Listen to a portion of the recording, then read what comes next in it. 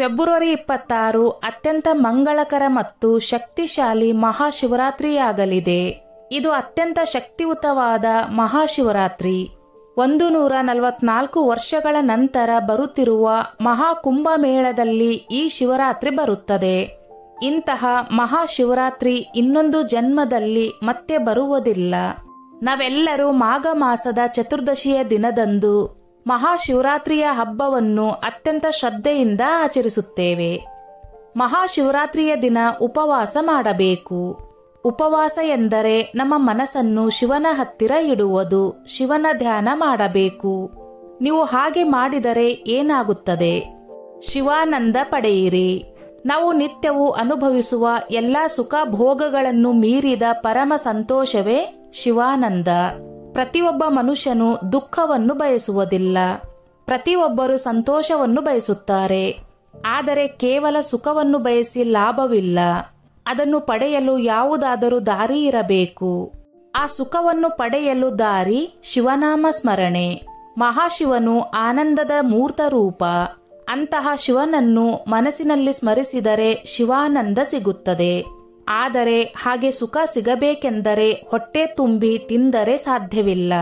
ನಿದ್ದೆ ಬರುತ್ತದೆ ಮತ್ತು ನಮ್ಮ ಮನಸ್ಸು ಬೇರೆ ವಿಷಯಗಳತ್ತ ಸಾಗುತ್ತದೆ. ಆದ್ದರಿಂದ ನಾವು ಆಹಾರ ತೆಗೆದುಕೊಳ್ಳಬಾರದು. ಅದನ್ನು ತೆಗೆದುಕೊಂಡರೆ ಬೆಳಗಿನ ತಿಂಡಿ ವೃದ್ಧರು, ಅಸ್ವಸ್ಥರು, ಮಕ್ಕಳು, ಗರ್ಭಿಣಿಯರಿಗೆ ಈ ನಿಯಮಗಳು ಅನ್ವಯವಾಗುವುದಿಲ್ಲ. ಅಂತೆಯೇ ಬಿಪಿ, ಮಧುಮೇಹ ಇರುವವರು ಸಹ ಬೆಳಗಿನ ಉಪಹಾರವನ್ನು ಸೇವಿಸಬಹುದು. ಏಕೆಂದರೆ ಅವರ ದೇಹವು ಅದನ್ನು ತಡೆದುಕೊಳ್ಳುವುದಿಲ್ಲ. ಹಾಗಾಗಿ ಆರೋಗ್ಯಕ್ಕಿಂತ ಮಿಗಿಲಾದದ್ದು ಯಾವುದೂ ಇಲ್ಲ. ಆರೋಗ್ಯವೇ ದೊಡ್ಡ ಭಾಗ್ಯ. ಆದ್ದರಿಂದ ಈಶ್ವರನು ಆರೋಗ್ಯವನ್ನು ಕೊಡುವವನು. ನಿಮ್ಮ ದೇಹಕ್ಕೆ ವಿರಾಮ ನೀಡಿ. ವರ್ಷವಿಡೀ ದುಡಿದು ವಿಶ್ರಾಂತಿ ಕೊಟ್ಟರೆ ನಮ್ಮ ದೇಹಕ್ಕೆ ತುಂಬಾ ಖುಷಿಯಾಗುತ್ತದೆ. ಆದರೆ ನಮ್ಮಂತವರು ಸ್ವಲ್ಪ ರಿಫ್ರೆಶ್ಮೆಂಟ್ ಮಾಡದೇ ಇರಲು ಸಾಧ್ಯವಿಲ್ಲ ಎಂದು ಭಾವಿಸುತ್ತಾರೆ. ಎಲ್ಲವನ್ನು ಬಿಟ್ಟು ಉಪವಾಸ ಮಾಡಲಾಗದವರು ಮಾತ್ರ ಋತುಮಾನದ ಹಣ್ಣುಗಳನ್ನು ತಿನ್ನಬೇಕು.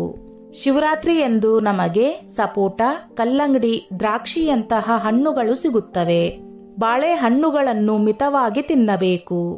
ಹೆಚ್ಚು ಬಾಳೆಹಣ್ಣುಗಳನ್ನು ತಿನ್ನಬೇಡಿ. ನೀವು ಹಣ್ಣಿನ ರಸವನ್ನು ಕುಡಿಯಬಹುದು. ಹೆಚ್ಚು ಸಮಯ ಇರಲು ಸಾಧ್ಯವಾಗದವರು 3 ಬಾರಿ ನಿಂಬೆ ರಸವನ್ನು ಕುಡಿಯಬೇಕು. ಇದನ್ನು ಕುಡಿಯುವುದರಿಂದ ಶಕ್ತಿ ಬರುತ್ತದೆ. ಹೀಗೆ ಶಿವರಾತ್ರಿಯ ದಿನ ಶಿವನ ಮೇಲೆ ಮನಸ್ಸನ್ನು ಕೇಂದ್ರೀಕರಿಸಿದರೆ ಶಿವಾನಂದ ಸಿಗುತ್ತದೆ.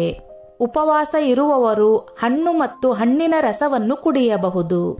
ಬೇಯಿಸಿದ ಆಹಾರವನ್ನು ಸೇವಿಸಬೇಡಿ. ಇಂದು ಉಪವಾಸವಿದ್ದು ಶಿವನ ಸನಿಹದಲ್ಲಿದ್ದರೆ ಕೋಟಿ ಕೋಟಿ ಪುಣ್ಯ ಲಭಿಸುತ್ತದೆ. ಇಂದು ಪ್ರತಿಯೊಬ್ಬರು ತಮ್ಮ ಮನಸ್ಸಿನಲ್ಲಿ ಓಂ ನಮಃ ಶಿವಾಯ ಎಂಬ ಶಿವ ಪಂಚಾಕ್ಷರಿ ಮಂತ್ರವನ್ನು ಜಪಿಸಬೇಕು. ನಿಮ್ಮ ಮನಸ್ಸಿನಲ್ಲಿ ಆ ಶಿವರೂಪವನ್ನು ದೃಶ್ಯೀಕರಿಸಿ. ಓಂ ನಮಃ ಶಿವಾಯ ಎಂಬ ಮಂತ್ರವನ್ನು ನಿಮ್ಮ ಮನಸ್ಸಿನಲ್ಲಿ ಎಲ್ಲಾ ಸಮಯದಲ್ಲೂ ಸಾಧ್ಯವಾದಷ್ಟು ಬಾರಿ ಜಪಿಸುವುದು ನಿಮಗೆ ಅನೇಕ ಜನ್ಮಗಳ ಪುಣ್ಯವನ್ನು ನೀಡುತ್ತದೆ. ಮುಕ್ತಿಯೂ ಸಿಗುತ್ತದೆ. ಶಿವ ಸಾಹಿತ್ಯ ಲಭ್ಯವಿದೆ. ಓಂ ನಮಃ ಶಿವಾಯ ಎಂಬ ಮಂತ್ರವು ಶಿವನು ಮನುಕುಲಕ್ಕೆ ಕಲಿಸಿದ ಮಂತ್ರವಾಗಿದೆ. ಮಹಾಶಿವರಾತ್ರಿಯ ಈ ದಿನದಂದು ಈ ಮಂತ್ರವನ್ನು ಪಠಿಸುವುದರಿಂದ ಎಲ್ಲಾ ಪಾಪಗಳು ನಾಶವಾಗುತ್ತವೆ. ನೀವು ಸಾಕಷ್ಟು ಪುಣ್ಯವನ್ನು ಪಡೆಯುತ್ತೀರಿ. ಹಾಗೆಯೇ ಮಹಾಶಿವರಾತ್ರಿಯ ದಿನ ನಾವು ಮಾಡುವುದರಿಂದ ಎಲ್ಲಾ ದಾರಿದ್ರ್ಯಗಳು ದೂರವಾಗುತ್ತದೆ. ಸಕಲ ಐಶ್ವರ್ಯಗಳು ಬರುತ್ತವೆ ಎಂದು ಈಗ ತಿಳಿಯೋಣ. ಈ ದಿನ ಶಿವನಿಗೆ 8 ಸಾಷ್ಟಾಂಗ ನಮಸ್ಕಾರಗಳನ್ನು ಮಾಡಬೇಕು. ಶಿವನ 12 ನಾಮಗಳಿಂದ 12 ರೀತಿಯ ಹೂಗಳಿಂದ ಪೂಜಿಸಬೇಕು. ಶಿವನ ಮೂಲ ಮಂತ್ರವನ್ನು ಅಥವಾ ಶಿವ ಪಂಚಾಕ್ಷರಿ ಮಂತ್ರವನ್ನು ಪೂರ್ವಾಭಿಮುಖವಾಗಿ ಕುಳಿತು 108 ಬಾರಿ ಜಪಿಸಬೇಕು.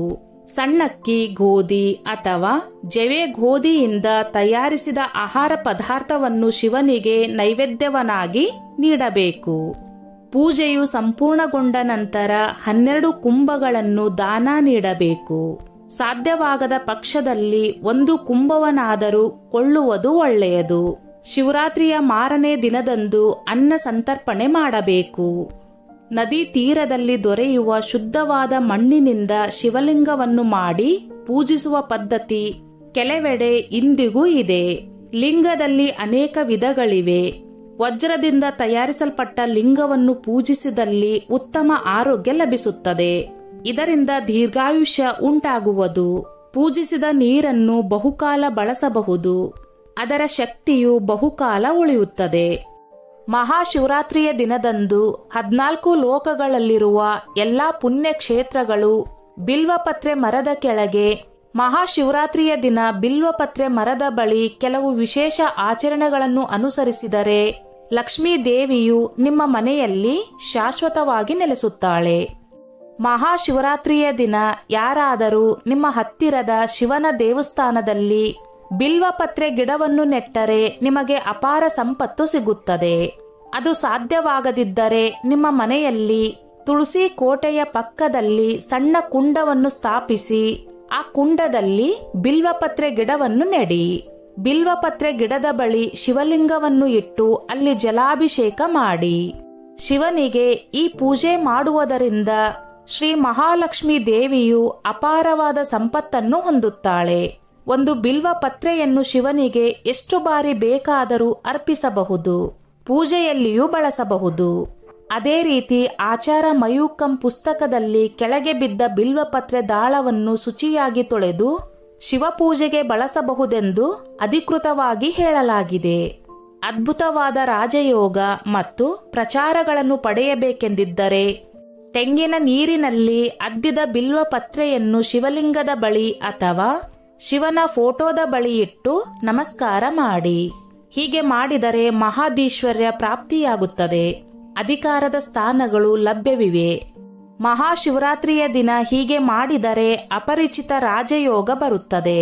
ಅದೇ ರೀತಿ ಮಹಾಶಿವರಾತ್ರಿಯ ದಿನ ಬಿಲ್ವಪತ್ರೆ ಮರದ ಬಳಿ ಯಾರಾದರೂ 11 ದೀಪಗಳನ್ನು ಹಚ್ಚಿದರೆ ಅಷ್ಟ ದಾರಿದ್ರ್ಯ ತೊಲಗಿ ಅಷ್ಟೈಶ್ವರ್ಯ ಪ್ರಾಪ್ತಿಯಾಗುತ್ತದೆ. ಮಹಾಶಿವರಾತ್ರಿಯ ಈ ದಿನದಂದು ಮಹಿಳೆಯರು ಮಾತ್ರ ಮಾಡಬೇಕು, ಆದರೆ ಪುರುಷರಲ್ಲ. ಬಿಲ್ವಪತ್ರೆ ಮರ ಇರುವಲ್ಲಿಗೆ ಹೋಗಿ ಅದರಲ್ಲಿ 3 ತಾವರೆ ಹೂವುಗಳನ್ನು ಇಟ್ಟು ಅದರಲ್ಲಿ 11 ಮಣ್ಣಿನ ಮಡಿಕೆಗಳನ್ನು ಇಟ್ಟು 3 ಬತ್ತಿಗಳನ್ನು ಪ್ರತ್ಯೇಕವಾಗಿ ಹಾಕಿ ಅದರಲ್ಲಿ ಎಳ್ಳೆಣ್ಣೆ ಅಥವಾ ಹಸುವಿನ ತುಪ್ಪವನ್ನು ಹಾಕಿ 11 ದೀಪಗಳನ್ನು ಹಚ್ಚಿ ಭಕ್ತಿ ಭಾವನೆ ಸಲ್ಲಿಸಬೇಕು. ಶಿವ ಪಂಚಾಕ್ಷರಿ ಮಂತ್ರವಾದ ಓಂ ನಮಃ ಶಿವಾಯ 108 ಬಾರಿ ಪಠಿಸುವುದರಿಂದ ಅವರ ಮನೆಯಲ್ಲಿ ಅಷ್ಟ ಬಡತನ ದೂರವಾಗುತ್ತದೆ ಮತ್ತು ಅಷ್ಟೈಶ್ವರ್ಯಗಳು ಉಂಟಾಗುತ್ತವೆ ಮತ್ತು ಆ ಶಿವನ ಕೃಪೆಯು ನಿಮಗೆ ತಪ್ಪದೆ ಬರುವುದು. 11 ದಿನಗಳಲ್ಲಿ ಮಹಾಶಿವರಾತ್ರಿಯ ದಿನ ಬಿಲ್ವಪತ್ರೆ ಮರದ ಕೆಳಗೆ ದೀಪಗಳನ್ನು ಬೆಳಗಿಸಿದರೆ ಈ 11 ದೀಪಗಳಿಂದ ನಿಮ್ಮ 7 ಜನ್ಮಗಳ ಎಲ್ಲಾ ಪಾಪಗಳು, ದೋಷಗಳು ಮತ್ತು ದಾರಿದ್ರ್ಯಗಳು ಮಾಯವಾಗುತ್ತವೆ ಮತ್ತು ನೀವು ಜೀವನದಲ್ಲಿ ತಡೆಯಲಾಗದ ರಾಜಯೋಗವನ್ನು ಹೊಂದುತ್ತೀರಿ. ನೀವು ಜೀವನವನ್ನು ಪೂರ್ಣವಾಗಿ ಬದುಕುತ್ತೀರಿ. ಹಾಗೆಯೇ ಮಹಾಶಿವರಾತ್ರಿಯ ದಿನ ಬಿಲ್ವಪತ್ರೆ ಮರದ ಬಳಿ ಒಬ್ಬ ವ್ಯಕ್ತಿಗೆ ಅನ್ನ ನೀಡಿದರೆ ಅನ್ನ ನೀಡಿದ ಫಲ ಸಾವಿರಾರು ಜನರಿಗೆ ಸಿಗುತ್ತದೆ. ಅದಲ್ಲದೆ ಮಹಾಶಿವರಾತ್ರಿಯ ದಿನದಂದು ಬಿಲ್ವಪತ್ರೆ ಮರದ ಬಳಿ ಯಾರಿಗಾದರೂ ಹಾಲು ಅಥವಾ ತುಪ್ಪವನ್ನು ದಾನ ಮಾಡಿದರೆ ಯಾವ ಜನ್ಮದಲ್ಲೂ ಬಡವರಾಗಿ ಹುಟ್ಟುವುದಿಲ್ಲ ಎಂದು ಧರ್ಮಚಂದು ಪುಸ್ತಕ ವಿವರಿಸುತ್ತದೆ. ಜೀವನದಲ್ಲಿ ಆರ್ಥಿಕ ತೊಂದರೆಗಳನ್ನು ದೂರವಿಡಲು, ಜೀವನದಲ್ಲಿ ಬಡತನವನ್ನು ತಪ್ಪಿಸಲು ಮತ್ತು ಜೀವನದಲ್ಲಿ ಹಣದ ಕೊರತೆಯನ್ನು ತಪ್ಪಿಸಲು ಮಹಾಶಿವರಾತ್ರಿ ದಿನವಾಗಿದೆ. ಎಲ್ಲಿಯಾದರೂ ಮರೆಡು ಮರವಿದ್ದರೆ ಮರದ ಹತ್ತಿರ ಅಥವಾ ಮರೆಡು ಮರದ ಬಳಿ ಇದ್ದರೆ ಕ್ಷೀರನ್ನಂ ಅಂದರೆ ಹಾಲು ಅಥವಾ ತುಪ್ಪದಿಂದ ಮಾಡಿದ ಅನ್ನವನ್ನು ಉಡುಗೊರೆಯಾಗಿ ನೀಡಿ. ಮಹಾಶಿವರಾತ್ರಿ ದಿನ ಹೀಗೆ ಮಾಡಿದರೆ ಜೀವನದಲ್ಲಿ ಬಡವರಾಗುವುದಿಲ್ಲ, ಆರ್ಥಿಕ ಸಮಸ್ಯೆಗಳು ಬರುವುದಿಲ್ಲ ಎಂದು ಧರ್ಮಚಂದು ಪುಸ್ತಕದಲ್ಲಿ ಹೇಳಲಾಗಿದೆ. ಮಹಾಶಿವರಾತ್ರಿಯ ದಿನ ಶಿವನಿಗೆ ಬಿಲ್ವಪತ್ರೆ ಅರ್ಪಿಸಲು ಮರೆಯಬೇಡಿ. ಅದರಲ್ಲೂ ಮರೆಡು ದಳಗಳಿಂದ ಪೂಜೆ ಮಾಡುವಾಗ ಹೂಜಿ ತೆಗೆಯದೆ ಪೂಜೆ ಮಾಡಬೇಕು. ಮಹಾಶಿವರಾತ್ರಿ ಎಂದು ಮರೆಡು ಪಡೆಗಳೊಂದಿಗೆ ಪೂಜಿಸುವವರಿಗೆ ಸಕಲ ಸಂಪತ್ತು ದೊರೆಯುತ್ತದೆ ಎಂದು ಪುರಾಣಗಳು ಹೇಳುತ್ತವೆ. ಇದನ್ನು ತಿಳಿದರೆ ನೀವು ಆಶ್ಚರ್ಯಪಡುವಿರಿ. ಮಹಾಶಿವರಾತ್ರಿ ಎಂದು ಮರೆಡು ಮರಕ್ಕೆ ಪ್ರದಕ್ಷಿಣೆ ಹಾಕುವ ಮೂಲಕ ತ್ರಿಮೂರ್ತಿಗಳಿಗೆ ಪ್ರದಕ್ಷಿಣೆ ಹಾಕಿದ ಪುಣ್ಯವನ್ನು ನೀಡುತ್ತದೆ. ಅಂದರೆ ಮಹಾಶಿವರಾತ್ರಿಯ ದಿನ ಮರೆಡು ಮರದ ಸುತ್ತ 3 ಪ್ರದಕ್ಷಿಣೆ ಮಾಡಿದರೆ ಏಕಕಾಲಕ್ಕೆ 3 ಪ್ರದಕ್ಷಿಣೆ ದೇವಾನುದೇವತೆಗಳನ್ನು ಪ್ರದಕ್ಷಿಣೆ ಮಾಡಿದಷ್ಟು ಪುಣ್ಯ ಲಭಿಸುತ್ತದೆ. ಏಕ ಬಿಲ್ವಂ ಶಿವಾರ್ಪಣಂ ಎಂದು ಶಿವನನ್ನು ಪ್ರಾರ್ಥಿಸಿದರೆ ಅನೇಕ ಜನ್ಮಗಳ ಪಾಪಗಳು ನಾಶವಾಗುತ್ತವೆ ಎಂದು ಹೇಳುತ್ತವೆ. ಮಹಾಶಿವರಾತ್ರಿಯ ಈ ದಿನ ಮರೆಡು ಪಡೆಗಳೊಂದಿಗೆ ಶಿವಾರ್ಚನೆ ಮಾಡುವುದರಿಂದ ಕಾಶಿ ಕ್ಷೇತ್ರದಲ್ಲಿರುವ ಶಿವಲಿಂಗದ ಪುಣ್ಯ ಲಭಿಸುತ್ತದೆ. ಹಾಗೆಯೇ 100 ಅಶ್ವಮೇಧ ಯಾಗಗಳನ್ನು ಮಾಡಿದ ಪುಣ್ಯ ಪ್ರಾಪ್ತಿಯಾಗುತ್ತದೆ. ಮೇಲಾಗಿ 1,000 ಅನ್ನದಾನದ ಫಲಿತಾಂಶದ ಜೊತೆಗೆ 1 ಕೋಟಿ ಕನ್ಯಾದಾನದ ಫಲವೂ ಸಿಗುತ್ತದೆ. ಅದಕ್ಕೆ ನಮ್ಮ ಪುರಾಣಗಳು ಮರೆಡು ದಳಗಳನ್ನು ತ್ರಿದಳಂ ತ್ರಿಗುಣಾಕಾರಂ ತ್ರಿನೇತ್ರಂಚ ತ್ರಯಾಯುಧಂ ತ್ರಿಜನ್ಮ ಪಾಪ ಸಂಹಾರಂ ಏಕ ಬಿಲ್ವಂ ಶಿವಾರ್ಪಣಂ ಎಂದು ಹೊಗಳುತ್ತವೆ. ಅದಕ್ಕಾಗಿಯೇ ಮನೆಯಲ್ಲಿ ಸಂಪತ್ತು ಕಡಿಮೆಯಾಗುತ್ತಿದ್ದರೆ, ಮಕ್ಕಳಿಗೆ ಕೆಲಸ ಸಿಗದಿದ್ದರೆ, ಆರ್ಥಿಕ ತೊಂದರೆ ಅಥವಾ ಇನ್ಯಾವುದೇ ಸಮಸ್ಯೆಗಳಿದ್ದರೆ ಅವರು ಮರೆಡು ದಳಗಳನ್ನು ತೆಗೆದುಕೊಂಡು ಶಿವಲಿಂಗಕ್ಕೆ ಅರ್ಪಿಸುತ್ತಾರೆ. ನೀವು ಅದನ್ನು ಮಾಡಿದರೆ ನೀವು ಶ್ರೀಮಂತರಾಗುತ್ತೀರಿ. ಮರೆಡುವಿಗೆ ಶಿವಪ್ರಿಯ ಎಂಬ ಇನ್ನೊಂದು ಹೆಸರಿದೆ.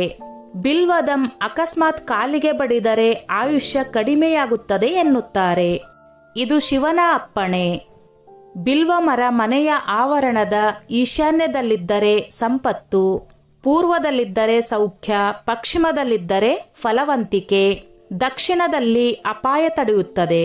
ನಮ್ಮ ಶಾಸ್ತ್ರದಲ್ಲಿ ಉಲ್ಲೇಖಿಸಿರುವ ಪ್ರಕಾರ ಲಕ್ಷ್ಮೀ ದೇವಿಯ 5 ಸ್ಥಳಗಳಲ್ಲಿ ಮರೆಡು ದಳಗಳನ್ನು ಲಕ್ಷ್ಮೀ ಸ್ಥಾನ ಎಂದು ಹೇಳಲಾಗುತ್ತದೆ.